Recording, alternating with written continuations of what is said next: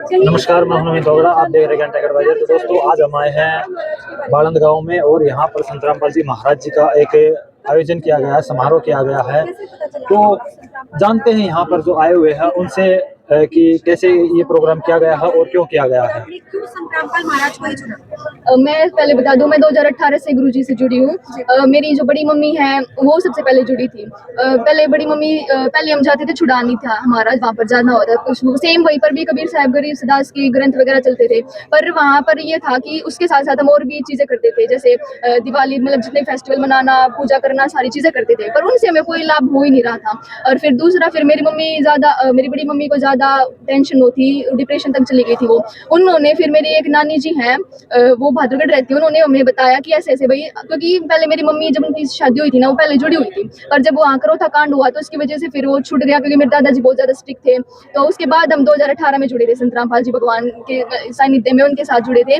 और फिर उनसे अब लेकर अब आज 2026 आ गया है, बहुत साल हो गए हैं हमें उनके साथ जुड़े हुए। तो उनके साथ जुड़ना ये हुआ कि मेरी रियलिटी के साथ जुड़ना। तो कुछ ऐसी बात बताएं जो आपके लाइफ में चेंजेस आए हो संत रामपाल महाराज से जुड़ने के बाद। मैं एक एथलीट हूँ। फर्स्ट ऑफ ऑल मैं आपको ये बता दूं, मैं ना, मेरे साथ तो बहुत सारे मेरे को बेनिफिट्स मिल गए गुरुजी के उससे। मेरी एक रेस थी, शायद नेशनल लेवल की थी। नेशनल लेवल पता है, बहुत बड़ा लेवल हो जाता है। सिलेक्शन मेरे गुरुजी की वजह से ही हुआ मेरा सिलेक्शन। तो वहाँ मैं उस रनिंग में गई थी, तो मेरा ये था कि आज तो भाई होगा ही नहीं मुझसे, क्योंकि मेरी नहीं तो इतनी ज़्यादा तैयारी थी, या फिर ना ही मैंने अच्छी डाइट लिया, क्योंकि कुछ मैं 10th क्लास के बोर्ड्स थे, तो मुझसे कुछ हुआ ही नहीं। मेरे गुरुजी दया करियो, बस अपने मन में क्या था, बस होना क्या था। फिर गुरुजी ने ऐसी दया की, मेरी सेकंड पोजीशन आ गई। गुरुजी ने मेरे पे इतनी बड़ी कृपा करी, और अब ऑन द स्पॉट मेरे इसी साल 2025 में मैंने स्टेट तक खेली है अब तक।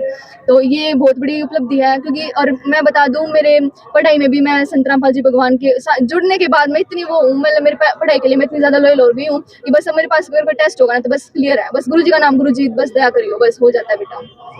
तो जो आज यहाँ पर ये समारोह हो रहा है, किसान गौरव से नवाजा जा रहा है संत रामपाल महाराज को, और भी कई समारोह हो चुके हैं, कई सम्मान संत रामपाल महाराज को मिल चुके हैं, तो कैसा फील करती हैं?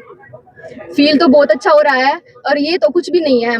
गुरुजी को तो इससे बहुत बड़े बड़े सम्मान, गुरुजी ये हम जैसे तुच्छ जीव हैं, हमने तो हमसे जितना बन पाया इन्होंने किया, पर गुरुजी तो इससे बड़े सम्मान के योग्य है, क्योंकि उन्होंने इतनी बड़ी कृपा की है। सिर्फ किसानों पर ही नहीं, जीव जंतुओं पर उन्होंने कृपा की है, गरीब मजदूरों पर कृपा की है, अन्नपूर्णा मुहिम करके गरीबों की रक्षा की है, गरीबों के घर बनवाए हैं, गरीब लड़कियों के विवाह करवा दिए। इससे बड़ी और कौन बात ही नहीं हो सकती, मैं बताऊं। और गुरुजी जितना कर सकते हैं ना, कोई अपना भी नहीं कर सकता।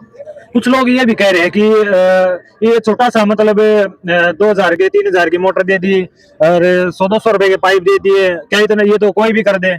मैं उन लोगों से पूछना चाहूंगी, अगर आपको ये 2-3 हजार की मोटर पाइप मिल रही है, आप कह रहे हो कि ये 2-3 हजार की मोटर है, तो फिर आपने क्यों नहीं दी वो मोटर? जब सरकार के पास हमारे किसान लोग गए, उन्होंने क्या बोला, हमसे कुछ नहीं हो सकता, ये तो वो नेचर है, मतलब गुरु जो भगवान है उसकी माया है, हम तो कुछ कर ही नहीं सकते। तब आप, जब ये गुरु जी ने जब कृपा कर दी, तो कहते हैं ना, ये दूर दूर तक बोकनी है, तो वो वाला काम हो रहा है कि भाई इन्हें कुछ देना नहीं, करना नहीं, कि जिस जो वो कहते हैं ना, जो चढ़ता मानस होया करे ना, उसकी टांग खिंचनी है, बहुत होया करे। तो इसी, मतलब गुरु जी अगर भाई हमने 2-3 हजार की मोटर पाइप लगा है, तो थम भी जाओगा मामा, जाओ, खाली पड़े हैं गांव। मैम, यहाँ पे मैं एक सवाल करना चाहूंगी, काफी संस्थाएं हैं जो गरीबों की मदद करती हैं, गरीब कन्याओं की शादी कराती है, काफी ट्रस्ट है जो दान भी देती हैं, काफी ऐसी संस्थाएं, तो वहाँ संस्थाएं हैं, पर वहाँ मतलब ये है कि जैसे कहते हैं ना कि संस्थाएं तो हैं बहुत सारी, पर गुरुजी ने फ्री ऑफ कॉस्ट किया है सब कुछ। गुरुजी सब कुछ अपने आप मानते हैं अपनों को, उनका क्या पता क्या कुछ करते हैं वो, और क्या अगर जिनके साथ उन लड़कियों की शादियां करवाते हैं उनसे क्या लेना देना करते हैं, वो हमें थोड़ी ना पता है। हमने तो बस गुरुजियों को देखा है, गुरुजी की सही है, और हमने दिल लगता है कि हाँ बस वही रियलिटी है। गुरुजी जिसे अपना मानते हैं ना, बस अपना ही मान लेते हैं। अगर कोई उनसे ये कहेगा ना, गुरुजी मन और भी कुछ चाहिए, और भी चाहिए, हाँ भाई खुला भंडारा है, किसी चीज की मांग करो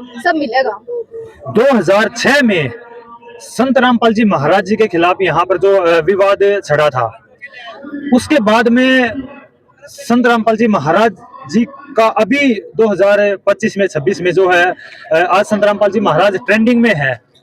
और ट्रेंडिंग में होने के बाद मतलब क्या मतलब वजह है कि संत रामपाल जी महाराज मतलब इतना बदलाव आ गया, जो कट्टर विरोधी हुआ करते थे संत रामपाल जी महाराज के, ईंट मारते थे, पत्थर मारते थे, हम वीडियो भी इसमें जोड़ देंगे जिस तरह के विवाद करा था, और आज इतना बदलाव कैसे है? वो विवाद मैं बता दूं, वो जो विद्रोही थे ना उन्होंने किया था। और जब वो ये होता ना संकट के समय में तो भगवान ही काम आता है। जब पहले गुरुजी को ये गलत मानते थे, गलत अफवाह उड़ाते थे, पर गुरुजी वो कहते हैं ना एक संघर्ष आदमी के, एक सफल इंसान के पीछे बहुत बड़ा संघर्ष होता है। संत रामपाल जी भगवान ने भी अपने जीवन में, इस जीवन रूपी यात्रा में ना बहुत सारे संघर्ष के, लाखों बुराइयां उन्होंने सही है, उसके बाद इनकी जय जयकार हो रही है। संत रामपाल जी भगवान के पहले बहुत विरोध हुआ था, पर आज सरकार भी ये कहने लगी है और हमारी जनता भी ये कहती है कि हाँ संत रामपाल जी महाराज में कुछ तो बात है। तभी तो इतनी गुहार कर रहे हैं कि उन्हें अपने जेल से आने दो। संत रामपाल जी महाराज किसी जेल के और किसी उसके सरकार के सानिध्य के उस के कंट्रोल में नहीं है कि उनको कंट्रोल में रख रखा है। गुरुजी अपनी लीला कर रहे हैं, तब उनका मन होगा ना तब वो बाहर आएंगे। क्या मैं गुरुजी क्या भाई कम दिक्कत है, फिर को मैं टेंशन हो तो वो बताओ, और नहीं है तो भाई क्या टेंशन ले रहे हो, थारे बाप ही बैठा है, अपने आप खाओ पियो तुम और अपना बस जीवन का कल्याण करवाओ। गुरुजी बस नुए चाहे। एक बार अपना दोबारा से परिचय बता दें। मेरा नाम अंजलि है और मैं खिड़ी सापला से हूँ। क्या करते हो आप? मैं एक एथलीट हूँ और करंटली अभी मैं 12th प्री बोर्ड चल रही है मेरे, मतलब बोर्ड हो जाएंगे अब। क्या कभी ऐसा नहीं लगता कि आपको सिर्फ पढ़ाई पे फोकस देना चाहिए, ना कि किसी संत महात्मा के चक्कर में पड़ना चाहिए? संत महात्मा के चक्कर में पड़ना ये कोई वो बात नहीं है कि बस जो उन्होंने बताया उसके पीछे कोई सेटिस्फेक्शन जो हमारे अंदर है ना वो गुरुजियों की ओर से ही है। और सिर्फ एक एकेडमिक्स लेवल तक का ही पढ़ाई देना वो है ही नहीं किसी के बस स्टूडेंट के बस में। स्पिरिचुअल नॉलेज भी होना बहुत ज्यादा जरूरी है, क्योंकि पढ़ाई है ना हर जगह नहीं चलती, क्योंकि लाखों लोग अपनी डिग्री लिए बैठे हैं पर किसी को कुछ हुआ तो गुरुजी बताओ भाई अपनी रोजी रोटी भी करवाओ, अपने कामयाब भी हो, पर सबसे पहले अपना भक्ति का सारा पकड़ लो। तो यहाँ पर मैंने देखा कि एक इंटरव्यू मैंने पहले भी लिया था, एक लड़की थी शायद गुराना से थी या पता नहीं धीरणवास से थी, जो इंजीनियरिंग गूगल जैसी कंपनी में काम करती है। मतलब इतने पढ़े लिखे होकर भी मतलब संत रामपाल जी महाराज जी से जुड़े हुए हैं, इतना सब कुछ होने के बाद भी उनको मतलब इतनी बड़ी जॉब है फिर भी संत रामपाल जी महाराज से जुड़े हुए हैं। हाँ मैंने भी देखा उसका इंटरव्यू, वो उसके पापा बता रहे थे कि वो इंजीनियर गूगल वाली कंपनी में काम करती है। तो ये कहना क्योंकि भाई उसे कुछ लगता है, हमें भी लगता है, क्योंकि सफलता हर इंसान को नहीं मिलती, सफलता के पीछे भी भगवान का हाथ होता है। और तब उसने शायद उसके कोई लॉजिक रहा होगा, क्योंकि इंजीनियरिंग और ये यूपीएससी जैसी जितनी भी पढ़ाई हो ये हाँ आई नो, क्योंकि ये राजनीतिक लेवल हो जाएगा, ये कुछ उनके अपने कामयाबी के लिए उन्होंने किया है। पर सच्चा सदगुरु, सच्चा मार्ग और सच्ची भक्ति तो सिर्फ और सिर्फ एक संत के पास ही मिल सकती है। अच्छा, मतलब सक्सेस होने के बाद में भी हमें भक्ति की जरूरत पड़ती है? हाँ सक्सेस होने से पहले भी, क्योंकि सक्सेस के पीछे भगवान का ही हाथ होता है। नहीं ऐसा है ना कि जैसे कि मैं पहले मतलब कुछ कर लूं, अपने पैरों पे खड़ा हो जाऊं और उसके बाद में सक्सेस हो जाऊं, फिर बुढ़ापे में मैं ये भक्ति में जुड़ूं, इस तरह की कुछ लोगों की भावना होती है। हाँ पर ये भावना हमारे अंदर नहीं है, क्योंकि गुरुजी कहते हैं भाई अगर टाइम ही निकल गया, क्योंकि बुढ़ापे में ये हो जाता है जरा और मृत्यु एक ऐसी स्टेज है कि वो बिल्कुल कभी भी आ सकती है, कोई वो नहीं है। पर ये कहते हैं ना कि हाँ ये बुढ़ापे में क्यों करनी है भक्ति, क्यों भाई जब आपके पास टाइम है, तब आप जब इस लेवल से स्टार्ट करोगे तभी तो आगे तक जाओगे। अब ये मान लो कोई ये हमारी एक स्टेज है, ये एक अडल्ट स्टेज है, उसके बाद हम यंग स्टेज में जाएंगे, फिर हम उसमें जाएंगे सीनियर सिटीजन स्टेज में जाएंगे। तो ऐसे जब हम बूढ़े हो जाएंगे तो हमारे पास टाइम ही कहाँ मिलेगा इतना भक्ति करने का, तब तो बस गुहार करेंगे भगवान ठाले ठाले ठाले बस ये। और आगे जाके फिर के जवाब दोगे यमराज ने थर तब जगह भक्ति तो करी को नहीं। और जब इन्हू सोचिए बुढ़ापे में काल कर लेंगे सारी बात काल पर टाल करना है, फिर हो जाएंगे।